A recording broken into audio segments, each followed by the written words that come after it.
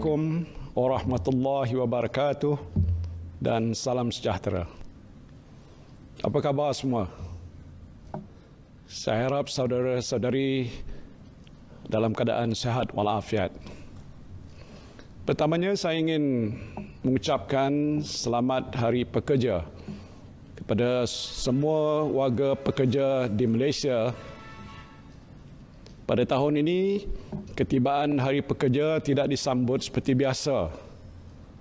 Tiada perhimpunan besar diadakan dalam situasi semasa penularan wabak COVID-19 ini.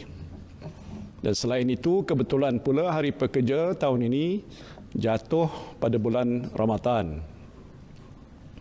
Dengan tren kes dunia sedia ada, wabak COVID-19 dijangka akan berterusan untuk tempoh masa yang agak lama. Ia tidak akan berakhir dalam jangka waktu yang terdekat. Walaupun tiada sambutan Hari Pekerja 2020, peringkat kebangsaan pada tahun ini, sumbangan dan pengorbanan para pekerja sektor awam dan swasta selama ini amat dihargai oleh pihak kerajaan. Bermula 18 Mac yang lalu, kerajaan telah mengisytiharkan Perintah Kawalan Pergerakan atau PKP. Ini pertama kali dalam sejarah kerajaan menguatkuasakan perintah seumpama ini. Dalam tempoh ini, bekerja dari rumah dan duduk di rumah merupakan pengorbanan besar para pekerja dalam membantu kerajaan menangani penularan COVID-19. Disiplin kita untuk duduk diam-diam di rumah atau bekerja dari rumah setakat ini telah membuahkan hasil yang memberangsangkan. Pertama, kita telah mampu mempertingkatkan kapasiti perkhidmatan kesihatan awam untuk menangani jumlah pesakit COVID-19. InsyaAllah, kita mempunyai sumber tenaga kerja, ruang katil di hospital, pusat kuarantin, ubat-ubatan, alat bantuan pernafasan atau ventilator, peralatan perlindungan diri dan makmal-makmal ujian yang mencukupi seandainya kadar jangkitan ini meningkat semula. Kedua, kita perlu terima hakikat bahawa dalam bulan-bulan mendatang ini adalah mustahil untuk mana-mana negara mencapai angka sifar dalam jangkitan COVID-19. Yang perlu dilakukan ialah mempertingkatkan keupayaan perkhidmatan kesihatan awam untuk menghadapi sebarang kemungkinan. Jadi walaupun kita telah berjaya mengawal penularan COVID-19 ini, jangan kita alpa. Teruslah berwaspada. Amalkan tabiat penjarakan sosial. Sering membasuh tangan kita, memakai penutup hidung dan mulut ataupun face mask di kawasan awam dan segera berjumpa doktor sekiranya bergejala. Ketiga, kita mempunyai lebih banyak kawasan zon hijau berbanding zon merah. Ini juga adalah hasil usaha kerjasama saudara-saudari yang amat berdisiplin. Teruskanlah usaha ini agar kita dapat menghijaukan lebih banyak kawasan terjejas secepat yang boleh. Menurut Kementerian Kesihatan, negara kita juga telah memenuhi 6 kriteria yang ditetapkan oleh Pertubuhan Kesihatan Sedunia atau WHO. Pertamanya ialah kawalan sempadan negara kita telah diperketatkan untuk mengelakkan kes import positif COVID-19 ini berlaku. Kedua, kawalan pergerakan untuk mengurangkan kadar jangkitan dalam kalangan rakyat tempatan. Ketiga, peningkatan keupayaan fasiliti kesihatan.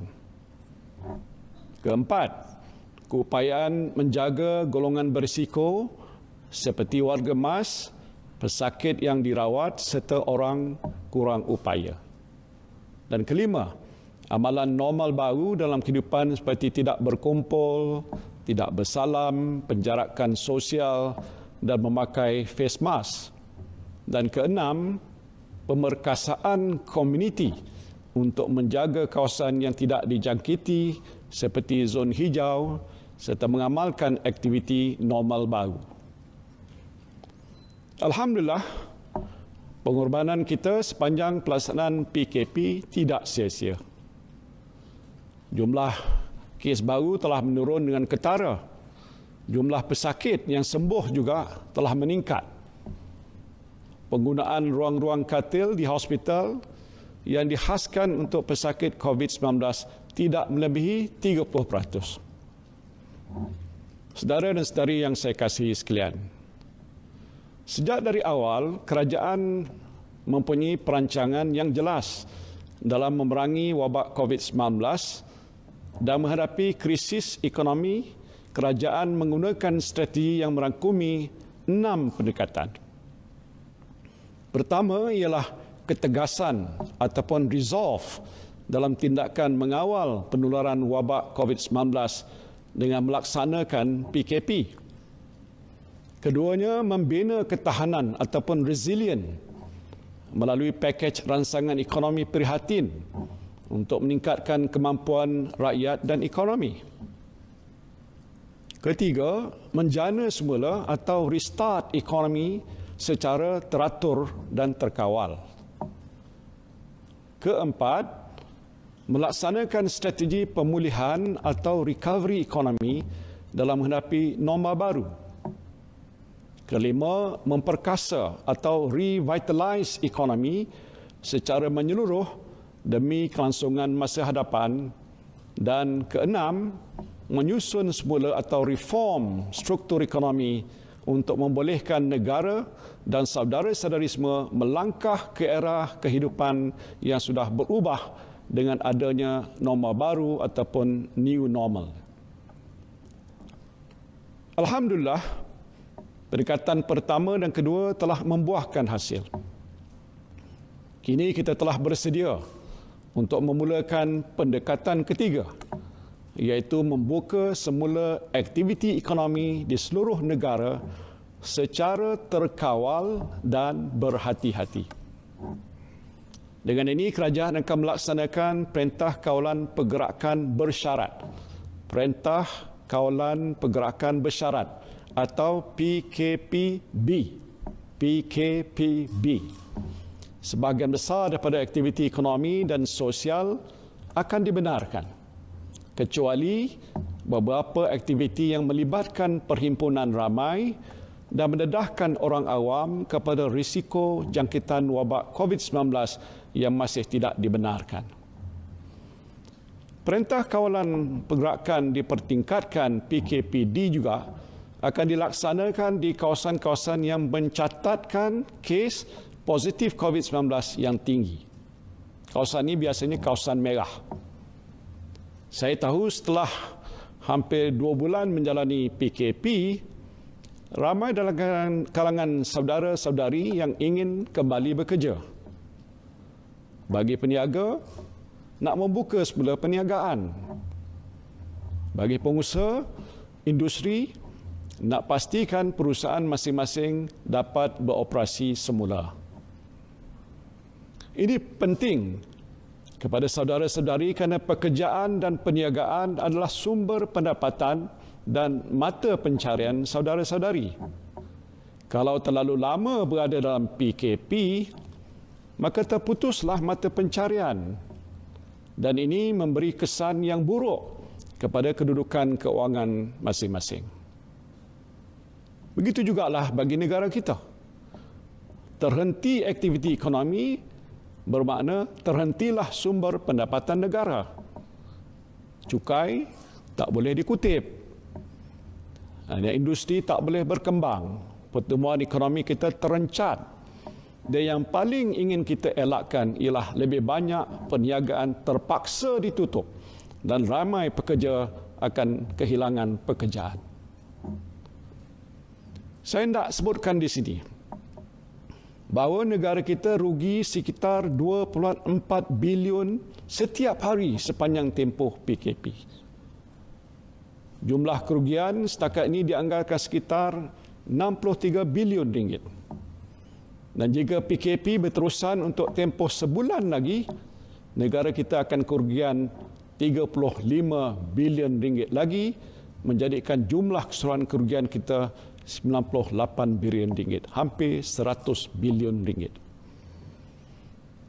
Pada masa yang sama, ramai juga yang agak bimbang jika PKP ini ditamatkan. Apakah jadi pada usaha kita untuk menangani COVID-19? Virus ini masih ada di luar sana. Walaupun jumlah kes-kes baru COVID-19 semakin berkurangan, risiko peningkatan kadar jangkitan masih tetap ada. Ramai yang akan keluar bekerja dan bergerak ke sana, ke sini, ke sana, ke sini.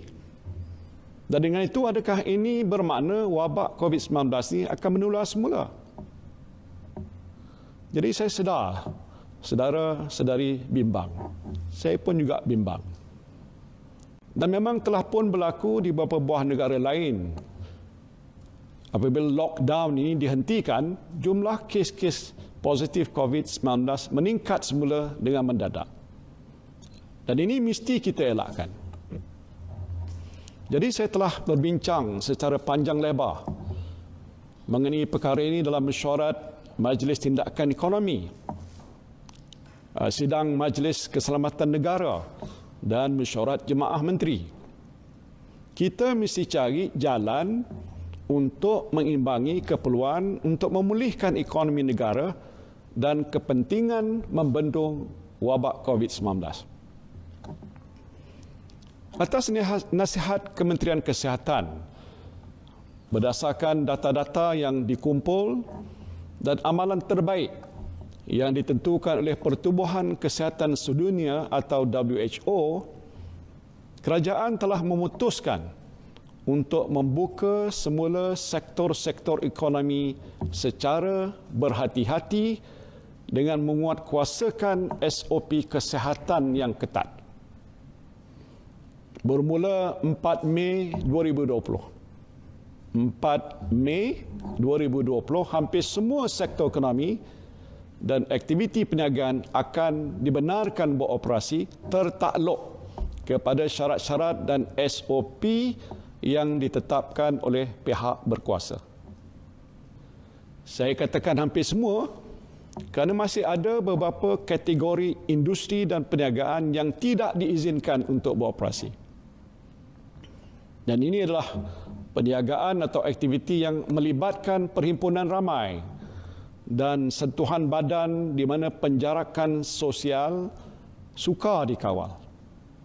Antaranya panggung wayang, pusat karaoke, pusat refleksologi, pusat hiburan, kelab malam, taman tema, bazar Ramadan, bazar Aidilfitri atau karnival jualan dan semua bentuk persidangan dan pameran.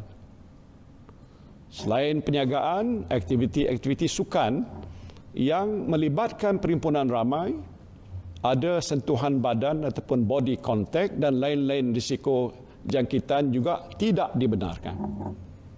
Nah, ini apa dia? Termasuk sukan bola sepak, rugby, renang di tempat awam dan semua acara sukan indoor dan stadium.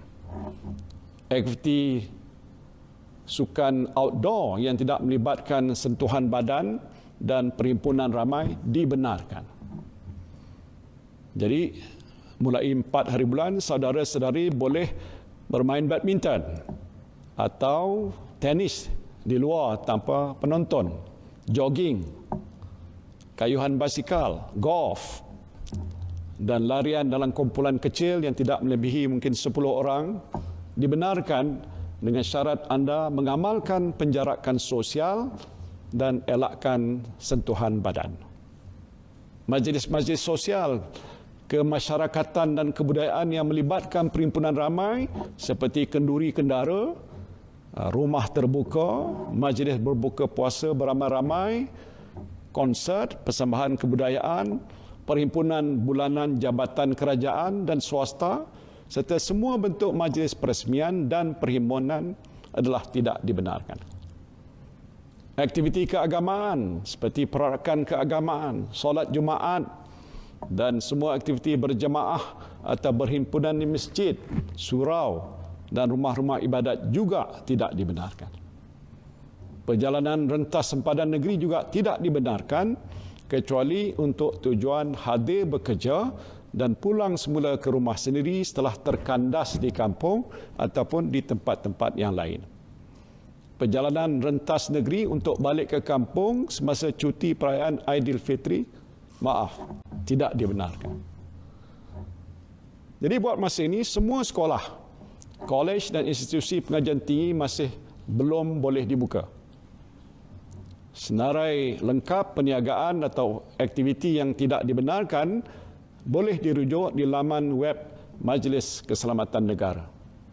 Senarai ini akan disemak daripada masa ke semasa bergantung kepada perkembangan kes-kes jangkitan COVID-19. Selain daripada senarai yang tidak dibenarkan, semua sektor perniagaan dan industri, sektor awam dan sektor sosial adalah dibenarkan untuk beroperasi tertakluk kepada syarat-syarat dan peraturan semasa serta SOP yang ditetapkan oleh pihak berkuasa. SOP ini termasuklah penjarakan sosial, kerap mencuci tangan, memakai topeng muka, melaporkan segera pada Jabatan Kesihatan jika terdapat maklumat mengenai jangkitan COVID-19, keutamaan melindungi kumpulan berisiko seperti kanak-kanak, bayi, warga emas dan OKU. Individu tidak sihat dan bergejala dikehendaki segera menjalani pemeriksaan kesihatan. Bilangan penumpang dalam kenderaan awam perlu mengambil kira penjarakan sosial dan menggalakkan transaksi secara online. Saya ingin memberikan beberapa contoh mudah bagaimana SOP ini hendak dilaksanakan. Misalnya mulai 4 hari bulan Mei ini, iaitu hari Isnin minggu depan, Pak Saleh yang saya sebutkan dalam ucapan saya yang terdahulu, boleh buka semula restoran yang ditutup. Jadi dalam sehari dua ini, Pak Saleh boleh pergilah ke restoran untuk bersihkan restoran, bersihkan pinggan, sudu, periuk dan lain-lain alat memasak, susun meja dan kerusi dan beli stok barang-barang mentah. Pastikan meja disusun dengan jarak sekurang-kurangnya 2 meter antara satu meja dengan meja yang lain. Ini penting supaya di tengah-tengahnya ada ruang yang agak luas untuk pelanggan dan pekerja lalu dan ada jarak yang selamat antara pelanggan yang makan di situ. Untuk pastikan penjarakan sosial ketika pelanggan makan, Pak Saleh boleh letak notis di setiap meja hanya 1 orang. 2 orang ataupun 3 orang dibenarkan makan bergantung pada saiz meja. Kalau meja kecil mungkin 1 orang ataupun 2 orang saja dibenarkan, biasanya 4 orang. Kalau meja besar mungkin 3 orang atau 4 orang, biasanya 8 orang. Ini Pak Saleh kena tentukan. Keduanya, buatkan garisan di lantai depan kaunter bayaran. Ukur garisan sekurang-kurangnya 1 meter antara satu sama lain. Inilah untuk memastikan pelanggan beratur dengan jarak sekurang-kurangnya 1 meter di depan ataupun di belakang pelanggan yang lain ketika mereka hendak membuat bayaran. Ketiganya, sebagaimana biasa, sediakanlah hand sanitizer di kaunter bayaran. Pelanggan yang dah bayar boleh gunakan hand sanitizer ini untuk bersihkan tangan. Sediakan jugalah sabun ataupun hand wash yang mencukupi di tempat basuh tangan. Ketiganya, beli penyembur pembersih meja yang mencukupi. Setiap kali selepas pelanggan makan, beritahu pekerja supaya bersihkan meja cepat-cepat sebelum pelanggan lain duduk di situ. Keempatnya, beli face mask. Face mask macam ini. beri kepada pekerja dan pastikan mereka pakai topeng muka ni atau face mask ni setiap masa. Pak Saleh pun kena pakailah face mask tu. Kelima, pada hari pertama restoran dibuka, seboleh-bolehnya periksa suhu badan pelanggan sebelum dia dibenarkan masuk ke restoran. Boleh guna alat pengimbas suhu yang sesuai untuk periksa suhu badan pelanggan. Keenam, catat nama dan nombor telefon pelanggan. Nama dan nombor telefon pelanggan serta tarikh dan masa mereka datang ke restoran Pak Saleh tadi. Ini penting kerana jika ada kes positif COVID-19 yang melibatkan salah seorang pelanggan, maka pelanggan-pelanggan lain yang datang pada itu boleh segera dikesan. Jadi sebenarnya banyak kerja yang Pak Saleh kena buat sebelum boleh buka semula restoran. Semua ini penting ialah untuk pastikan supaya tiada pelanggan Pak Saleh yang terkena jangkitan COVID-19. Pemilik restoran, food truck dan gerai makan yang lain pun mesti buat perkara yang sama. Kalau semua dah buat begini, pelanggan-pelanggan boleh datang makan di restoran atau beli makanan dengan rasa selamat. Jika masih was-was, bungkus sajalah. Tak perlu makan di restoran dan ini mungkin boleh adalah lebih baik. Satu lagi contoh ialah stesen minyak. Ini penting kerana bagi pekerja yang nak balik semula bekerja, mereka dah tentu nak isi minyak kereta ataupun motor masing-masing. Jumlah pelanggan pasti akan bertambah. Jadi belilah lebih banyak hand sanitizer untuk digunakan oleh pelanggan. Syarikat-syarikat pengangkutan awam juga mesti bersedia. Sudah tentu jumlah pengguna akan meningkat. Dalam keadaan kita nak mengawal penularan COVID-19 ini, kita mesti elakkan kesesakan di stesen-stesen bas, LRT, MRT dan sebagainya. Mesti ada tindakan diambil oleh pengendali syarikat pengangkutan awam untuk kawal pergerakan orang ramai. Untuk membantu mengelakkan kesesakan di stesen-stesen pengangkutan awam dan di dalam kenderaan awam, saya mencadangkan supaya semua majikan melaksanakan waktu bekerja yang anjal. Tak semua pekerja mesti masuk bekerja pada waktu yang sama. Jadi sedikit sebanyak kita boleh elakkan semua orang daripada bekerja-kerja untuk masuk pejabat pada waktu yang sama. Saya juga nak menasihatkan semua pengguna pengangkutan awam supaya memakai penutup hidung dan mulut. Anda akan sentiasa terdedah kepada penularan wabak COVID-19 ini. Jadi ambil langkah-langkah untuk lindungi diri sendiri. Pakai penutup hidung dan mulut dan simpan juga satu ataupun dua lagi dalam beg. Sentiasa membawa hand sanitizer untuk digunakan jika perlu. Di tempat kerja, majikan mesti periksa suhu badan pekerja setiap hari.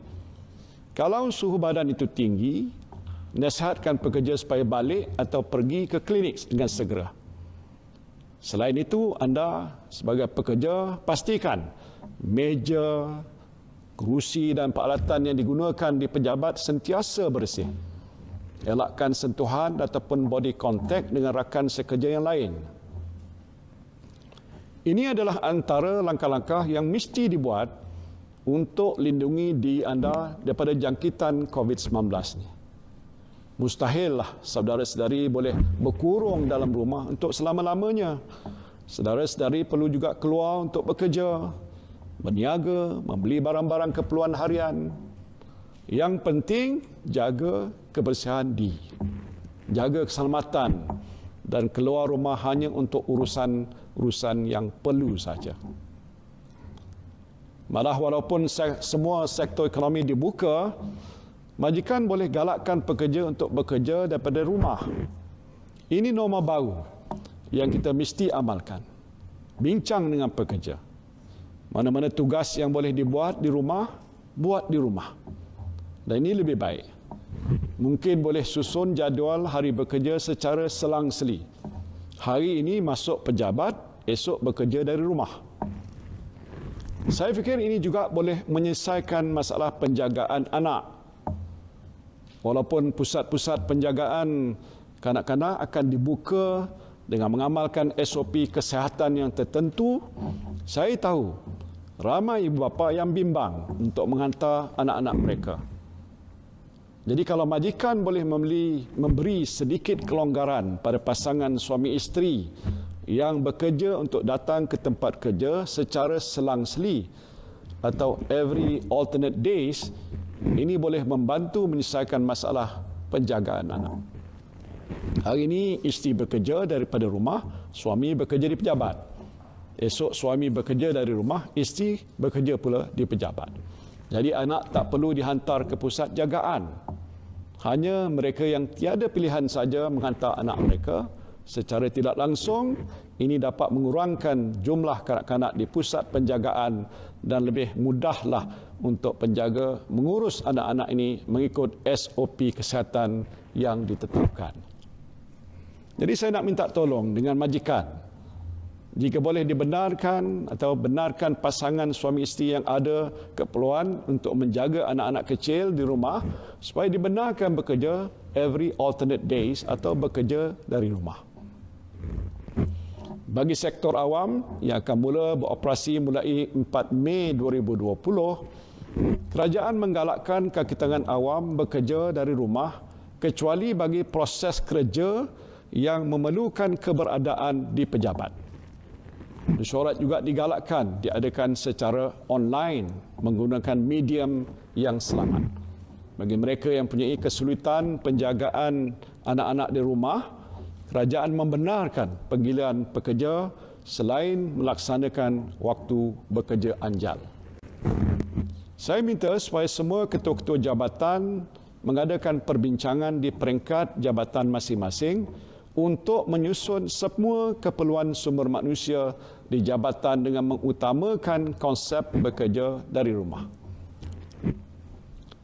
Saudara dan saudari yang saya kasihi sekalian, saya faham saudara-saudari agak bimbang apabila sektor-sektor ekonomi kita mula dibuka. Ramai yang akan keluar rumah untuk bekerja. Mereka akan berada di mana-mana, di jalan raya, di stesen LRT, di stesen minyak, di dalam bas, dalam Grab, di restoran, di pasar raya dan di tempat-tempat lain. Virus COVID-19 ini tetap ada di luar sana dan risiko terkena jangkitan sentiasa ada. Saya juga bimbang kali ini. Apapun jangan panik dan kita jangan mengalah. Saya yakin dengan kemampuan para petugas barisan hadapan kita untuk menjalankan tugas mereka membendung wabak ini. Tetapi yang lebih penting ialah diri kita sendiri. Tanggungjawab kita sendiri. Jaga kebersihan diri kita. Jangan keluar rumah kecuali jika perlu. Patuhi SOP yang ditetapkan pada setiap masa. Pakai penutup hidung dan mulut bila keluar ke tempat awam. Bawa hand sanitizer. Seboleh-bolehnya jadikan bekerja di rumah ini sebagai amalan norma baru. Anda yang merupakan ketua keluarga, ketua masyarakat juga mesti memainkan peranan. Nasihat anak-anak, nasihat anggota masyarakat supaya sentiasa berhati-hati. Elakkan perkumpulan beramai-ramai di kejiranan kita. Amalkan penjarakan sosial sebagai norma baru dalam kehidupan. Jika berlaku kes-kes bergejala COVID-19 di tempat-tempat kerja ataupun di kawasan perumahan saudara-saudari, cepat-cepat laporkan pada pihak berkuasa. Dalam memerangi COVID-19 ini, pengesanan kontak ataupun contact tracing adalah sangat penting. Petugas kesihatan kita mesti tahu siapa yang pernah berada dekat dengan orang yang dikenal pasti positif COVID-19. Untuk memudahkan pengesanan kontak, kerajaan telah mewujudkan aplikasi yang diberi nama MySejahtera dan MyTrace. MySejahtera dan MyTrace. Saya harap anda semua yang mempunyai telefon pintar muat turun aplikasi ini untuk membantu pihak Kementerian Kesihatan melakukan pengesanan kontak jika berlaku jangkitan baru. Ini adalah tanggungjawab kita semua. Saya mengambil kesempatan ini untuk merakamkan ucapan setinggi-tinggi penghargaan dan juga ucapan selamat Hari Pekerja khususnya pada para petugas barisan hadapan kita, doktor, jururawat, polis, tentera, anggota rela, immigration, Angkatan Pertahanan Awam, APMM, Jabatan Kebajikan Masyarakat dan semua pekerja di sektor awam dan swasta.